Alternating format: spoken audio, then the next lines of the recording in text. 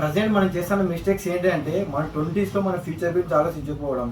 So నేను ఈ మాట ఎందుకు చెప్తానంటే లాస్ట్ 2024లో మామూలుగా మనకు ఒక సర్వే వచ్చింది స్టూడెంట్స్ ప్రకారం. సో స్టూడెంట్స్ వచ్చేసి మామూలుగా 83% అన్ఎంప్లాయ్మెంట్గా ఉన్నారు. అంటే వాళ్ళకి ఇంటర్న్షిప్ కానీ జాబ్ లెటర్ కానీ అస్సలు లేవు. సో ఇప్పుడు వాళ్ళ ఏజ్ వచ్చేసి 23 ఆర్ 23.5 ఉంటుంది. సో వాళ్ళ ఫస్ట్ జాబ్ వాళ్ళు 24 ఇయర్స్ తెచ్చుకుంటే వాళ్ళ ఫైనాన్షియల్ మేనేజ్మెంట్ ఏంటి అంటే వాళ్ళ కెరీర్ని వాళ్ళు ఎలా ప్లాన్ చేసుకుంటారు అనేది. సో ఈ వీడియోస్లో మీ 20లో ఉంటే కదా మీ 20s మీరు ఎలా ప్లాన్ చేసుకోవాలి అనేది.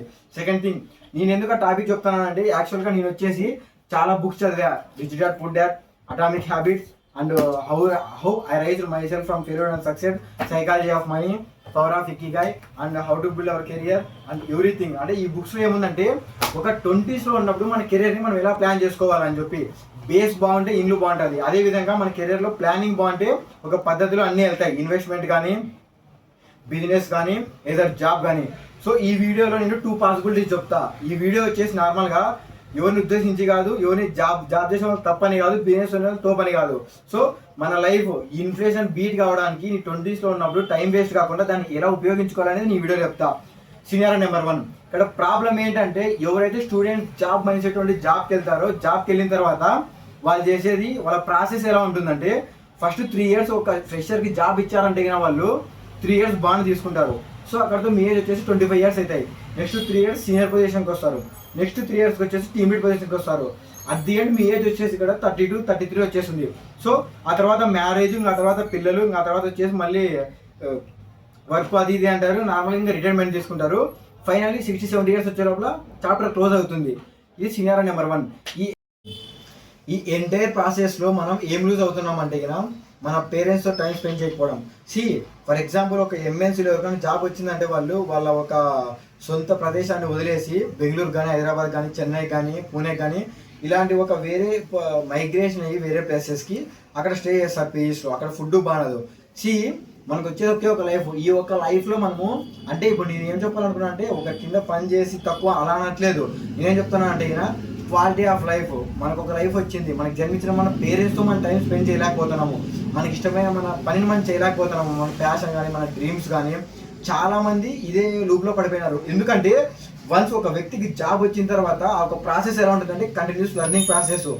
ఏ ఒక ఫీల్డ్లో నేర్చుకోవాల్సి ఉంటుంది. బట్ ఇది అనేది నార్మల్గా వచ్చేసి కొంచెం హెడ్ఏక్గా ఉంటుంది రియల్గా ఎంత మనీ వచ్చినా కూడా. So next possibility number 2. ఈ పాసిబిలిటీ ఏ విధంగా ఉంటుందంటే ఒక ఎంటర్‌ప్రెన్యూర్‌షిప్ మైండ్ సెట్. నేను ఎందుకు చెప్తున్నా అంటే ఒక 10 ఇయర్స్ టైం నీది కానీ అనుకో, నీ ఒక మైండ్ సెట్ ఏ విధంగా ఉండాలంటే ఇప్పుడు నువ్వు 20స్లో ఉన్నావు. సో ఫస్ట్ పెన్ను పేపర్ తీసుకొని రాసి పెట్టుకో. ఫస్ట్ థింగ్ జిమ్కి వెళ్ళి బాడీ బాగా పెంచాలి. సెకండ్ థింగ్ వచ్చేసి బుక్స్ చదివి బ్రెయిన్కి అనేది నాలెడ్జ్ ఇచ్చాలి. నెక్స్ట్ వచ్చేసి అసలుకి నీ ఫైనాన్స్ ఏంది, నీకు ఎంత ఇన్కమ్ వస్తుంది, దాంతో నువ్వు ఎలా స్ప్లిట్ చేసుకుంటున్నావు అనేది. అంటే wants, needs, assets and liabilities. So ఇప్పటికే కానీ 20స్లో ఉన్నప్పుడు నువ్వు లైబిలిటీస్ మీద అస్సలు ఫోకస్ చేయొద్దు, అసెట్స్ మీద ఫోకస్ చేయి. ఇంకోటి ఏంటంటే కాంపౌండ్ ఇంట్రెస్ట్ అనేది 8th వండర్. సో ఇప్పుడు నీకు 20స్లో ఉన్నప్పుడు నువ్వు ఇన్వెస్ట్మెంట్ కానీ లేకపోతే ట్రేడింగ్ కానీ స్టాక్ మార్కెట్ కానీ నీకు ఇష్టం వచ్చి చూజ్ చేసుకో. దాంట్లో ఒక ఆ స్కిల్ నువ్వు పర్ఫెక్ట్ అయిపో. ఇవి నీకు లాంగ్ టర్మ్లో మామూలు రిజల్ట్ వస్తాయి. సో ఎంటైర్ ఈ వీడియో ద్వారా నేను ఏం చెప్పాలనుకున్నా అంటే ఫస్ట్ థింగ్ జాబ్కి వెళ్తే తప్పు కాదు, బిజినెస్ చేస్తే సోప్ కాదు. ఇక్కడ ఏంటంటే నీకు అనేది తెలుసుకోవాలా రియాలిటీ ఎలా ఉంది, అప్డేషన్ ఎలా ఉందని. ఈ ఒక్క కంపారిజన్ ఎందుకు చేశానంటే నెక్స్ట్ రాబోయే రోజుల్లో మనకు వచ్చే శాలరీస్ మనం బతకడానికి సరిపోవు. సో దాని ద్వారా second source of income build చేసుకోవాలి. అది ఎలా చేసుకోవాలంటే ఇప్పుడు మనం ఈ సోషల్ మీడియా మూమెంట్లో మనము ఏదర్ ప్రోడక్ట్ అన్న అమ్మొచ్చు, ఏదర్ ఆఫ్లైన్ ఆర్ ఆన్లైన్. అది నీ ఇష్టం, నువ్వు ఏ విధంగా అమ్ముతావు అనేది. ఏదర్ నువ్వు కోర్స్ అమ్ముతావా, లేకపోతే ఒక ఎడ్యుకేషన్ సిస్టమ్ చేంజ్ చేయాలని చెప్పి అలాంటి కోర్స్ అమ్ముతావా, లేకపోతే నీకు ఒక ఆర్ట్ ఉందా దాన్ని ఏమన్నా సేల్ చేస్తావా సోషల్ మీడియాలో. నీకు డిజైనింగ్ వచ్చా, లేకపోతే మ్యూజిక్, లేకపోతే డ్యాన్స్, కరాటీ, నీ ఇష్టం వచ్చిన ఫీల్డ్ని ఎంచుకో. బట్ కాకపోతే ఏంటంటే ఈ ఎంటైర్ ప్రాసెస్లో planning is very important. So మనం ప్లాన్ చేసిన తర్వాత కన్సిస్టెన్సీగా ఆ వర్క్ మీద మనం లాంగ్ టర్మ్ ఇవ్వాలి. అంటే చాలామంది మనం ఒక పనిలో మనం సక్సెస్. నేను ఈ ఒక వాక్యాలను ఎందుకు చెప్పానంటే ఈ టూ కంపారిజన్స్ ఎందుకు చేశానంటే మన నాన్న వాళ్ళ నాన్న అంటే మన ముత్తాత వచ్చేసి మామూలుగా వాళ్ళకి వృత్తి ఏంటంటే వాళ్ళ కొడుకులకి 3 పూట అన్నం పెట్టడం. మన నాన్న వాళ్ళ తాత వాళ్ళ వృత్తి ఏంటంటే వాళ్ళ కొడుకు కొంచెం చదివించి ప్లస్ వాళ్ళకి ఒక ఇన్కమ్ సోర్స్ని మామూలుగా తెచ్చిపెట్టడం. అంటే భూమి ఉంటే దాన్ని ఎలా గ్రో చేసుకోవాలి, ఫార్మింగ్ అని ఇలాంటివి.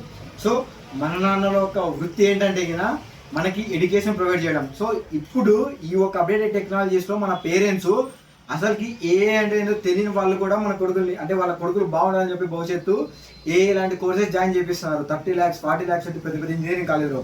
బట్ రియాలిటీ జాబ్ తెచ్చుకోవడం చాలా కష్టం ఉంది అవుట్ సైడ్. సో ఈ ఒక రియలైజ్ అయిపోయి ఇప్పుడే ఈ విధంగా ఉందంటే 2040 2050 కల్లా మనము చాలా ఇన్ఫ్లేషన్ అనేది బీట్ చేస్తుంది. సో ఇవన్నీ మైండ్లో పెట్టుకొని నేను ఈ వీడియో చేయాల్సి వచ్చింది. సో మీకు కొంచెం అవగాహన వచ్చిందని నేను అనుకుంటాను నా కెరీర్లో. సో ఇంకోసారి రిపీట్ చేస్తా చూడండి.